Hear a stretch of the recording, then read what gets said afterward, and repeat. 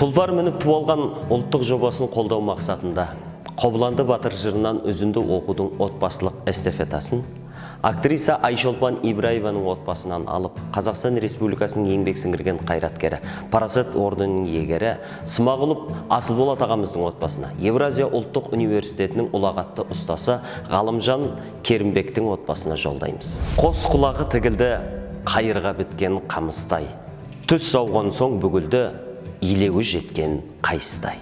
Баялды маңдай шешілді, төрт аяғы көсілді, әрбір сында кесілді. Кешегі кеткен қосынға жетемін деген Қобыланның жоқ еді тіпті есінде.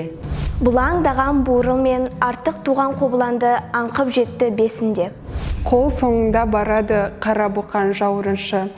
Бұқарға келді арма деп, алдыңда кісі барма деп.